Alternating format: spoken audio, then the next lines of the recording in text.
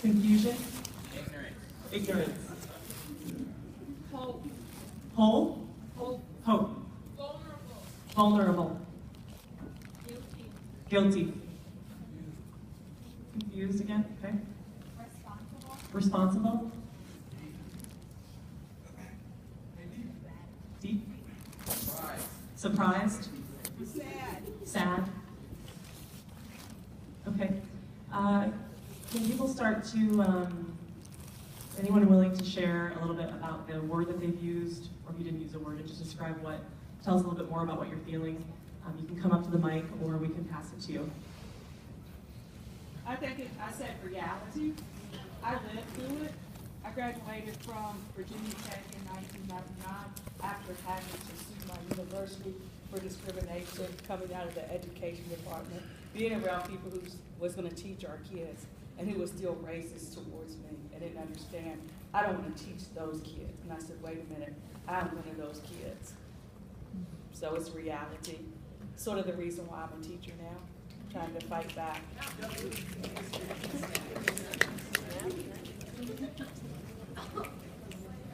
How you guys doing? The word I chose was interested. And at the end of the movie, you guys notice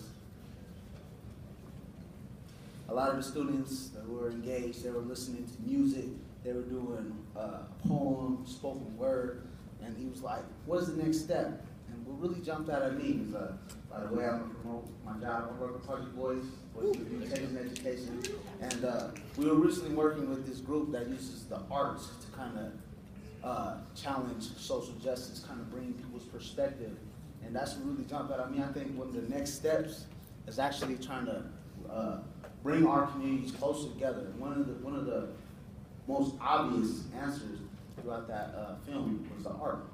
You got beats, you got music, you got rap, you got spoken word, you got art, you got dancing, you got acting, you got improv, you got plenty of forms of art, and everybody here can relate to at least one.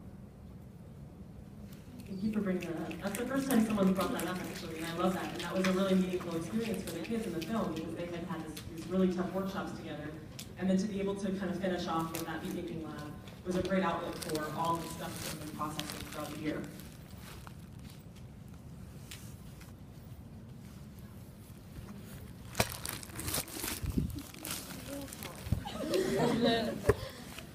The word that I chose was responsible, and I guess I chose that word because the person that I was talking to, I told her that I didn't feel like I personally was represented in this film, and that makes me feel responsible because I want to take that place as myself, as a young Hispanic woman, to lead my voice in this fight and in this debate and in this conversation.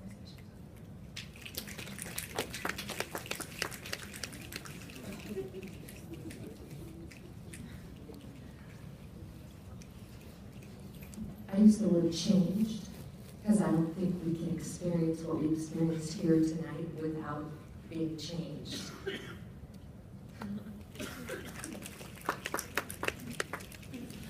I chose the word neglected because the movie based on the stereotype of black and white, not really Hispanic.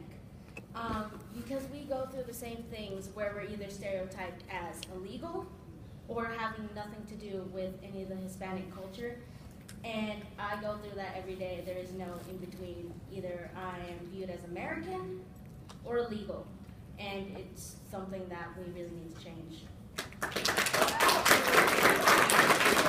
Thank you for that comment. And I'll just address that briefly. A couple things. One thing, there were two more students who were going to be part of the project who both were young women who identified as Dominican.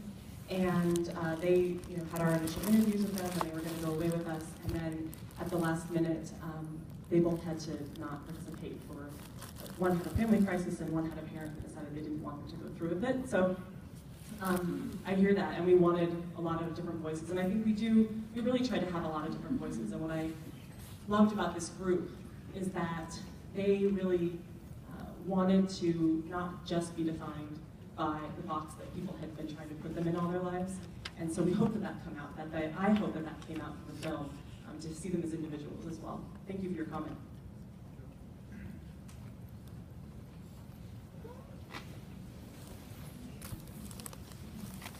the word that I used was actually the opposite. I saw that you used the word hope.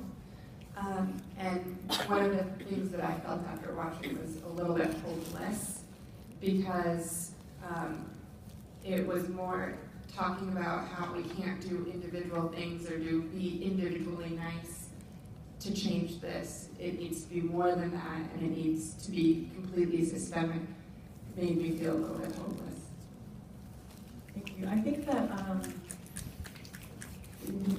what a lot of the facilitators tried to communicate to the kids, and what I think they all came away with, is that yes, they're exposed to this idea that they hadn't been exposed to before, that racism is actually systemic. It's not just about being nice to each other, but that we live in the everyday individual moments, and those are also important. And they're extensions of systemic racism. And so I think that once we build our awareness, we see opportunities present themselves every day about things we can do. I chose the word angry. Made me angry when the facilitator said that all white people are racist because they are a part of the privilege of the white power structure. My mom's a white woman who married a black man, and she's not a racist. She is unwittingly a part of the privilege, and she's very aware of that. But I think that's a load, and I think that calling white people racist is blaming them for the systemic racism, and that's the same thing as saying that all the minorities who are caught up in the negative results of systemic racism, that somehow they're responsible for it. So that's just wrong. Not all whites are racist, but I would agree that most whites are extremely privileged. So I think that needs to be clarified. It's like saying everyone's the same, and not everyone's the same. Everyone is different. Like, everyone's racist. It's not just white. Like, when Mexicans say nigga, when blacks say niggas, they're encouraging it, so that makes them as racist as white, you know? But the facilitator's point was all white people are racist because they're part of the privilege. That's wrong. Not all white people. I want white people in this room to feel happy that you're not racist and it's not your fault. But do you have the privilege? Yes. So maybe you can speak up now that you know maybe more that you have the privilege. But I don't accept that my white mother's racist. That would be self-nihilistic of her. That doesn't make any sense. So that's my opinion. Thank you. Thank you for your point. So the facilitators that did that first workshop, when all the students went away to upstate New York and the Catskills, and it's a 3-day retreat, and it's called the People's Institute for Survival and Beyond, and they will be the first people. They said it to the kids, they said it to us when we went through that workshop. Don't leave here and tell everybody, that white people are racist, all white people are racist. What they are saying, and in the context of that workshop, is white people have benefited from being white in this society just by being white, in many ways, not in every way, and there's all different kinds of privileges and things like that. But if you can think about, for white people, if white people can think about the benefits that we have from being white in this country, we can then move to a place of understanding what our responsibility is to then take action. And people don't have to accept that definition. It's one approach to talking about these issues. And we thought it was a worthwhile intellectual exercise. The kids were comfortable with being exposed to that concept, and it really got them to think deeply about individual racism and systemic racism. And I think that's a good thing for people to make a distinction between. It seemed like what I was hearing too was more, I think all the way around what I was seeing in the movie, and I think what the lady was just trying to bring up, that there's just, everybody needs to be more aware and raise awareness all the way around, and I think that's what your movie is trying to do.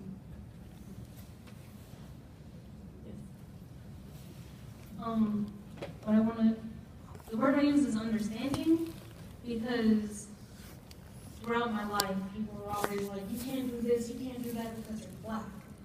From the 3rd grade, I said, I'm going to go to Harvard, but they're like, you can't do that. I even had a substitute tell me that it was infantile to dream so big. And it's like, now I understand. It's not about me, it's not about my dreams, it's about her. And it's like, I understand. And from the movie, I found out hey, I'm kind of racist. And it's crazy because some of my best friends are Hispanic. My 2 favorite teachers are white, and it's like, how can I be racist if you know, this, and this, but at the same time, I'm the one egging it on.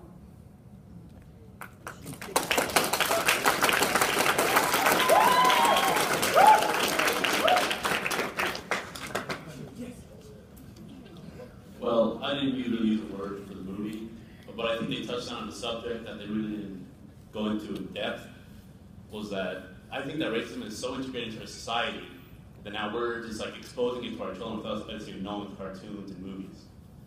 I think that we really have to attack racism at the core with the government and social media, because without us knowing, if you watch cartoons nowadays, you'll see how people from certain backgrounds are dressed a certain way, or talk a certain way.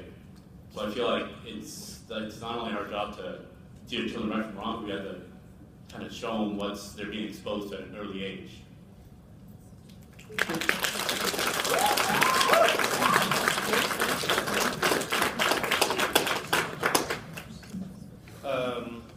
The two words that I used were confused and hopeless, because one thing that we were talking about in school is white privilege, and how white people, it's like undercover, is they get better things than we do and we don't really realize it. So just because I sag my pants and I don't sag my pants and stuff, does that make me any less different than anybody else?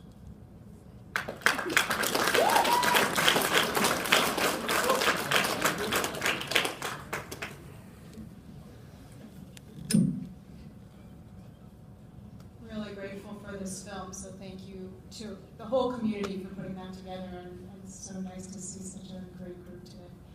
The word that was going through my mind through the whole film was a word that I learned from other trainings along these lines, and it was welfare. And that is that piece about power and the privilege that I get as an upper middle class white woman. And when I first heard that term and really sat with that, you know, welfare has a lot of connotations when we think about that, but wealth, as in money, welfare is all that I've received that I have not earned at all, just by virtue of my birth. And so that's a piece that is really important and powerful about how this film is being portrayed. I mean, the piece that this film gets at, which is the issue of power, and how all of us are impacted by that one way or the other. When I did the exercise of walking across the room and the many trainings that I've done that in, I'm always all the way at the far end of that room, and I think, okay, feel guilty about that, and what I do is I try to teach my kids. But, you know, and I'm grateful that I've done that well. My daughter saw the film yesterday at GW, and she said, okay, Mom, we talked about that stuff. But, you know, it's a long way to go. So thank you.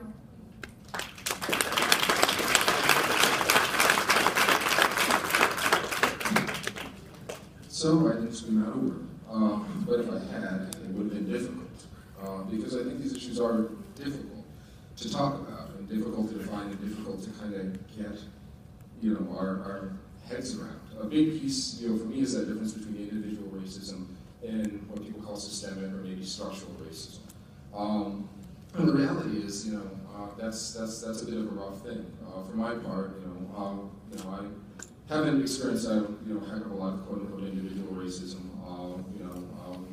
Throughout my life, a lot of my friends have been white, haven't had any particular issues with them, or even just folks on the street. I'm a doctor. I have access to money and power. I lead the state's medical society right now. I hobnob with legislators and hold political fundraisers in my house. Individual racism hasn't been an issue for me. However, despite all of that, I have been stopped in front of the house that I was having built and asked what I was doing there. It was 9 at night, it wasn't that late. I have been pulled over in Cherry Creek for having my radio stolen. Cop pulled me over for having the back window of my car broken out because my radio had been stolen, and said, well, when we see that, the cars are oftentimes stolen. And I've had to deal with that. It's important we get away from this individual thing. You know, at the end of the day, I'm a nice person, you're a nice person. Most of us are nice people. There are very few bleeps in the world who are obvious, mean people, some people. What there are